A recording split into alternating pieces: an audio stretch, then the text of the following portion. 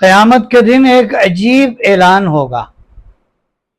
ایک اعلان کرنے والا اللہ کی طرف سے یہ اعلان کرے گا کہ میدان محشر میں جمع لوگوں، جس شخص کا اللہ پر کوئی حق ہے، جس شخص کا اللہ پر کوئی حق ہے وہ جنت میں چلا جائے.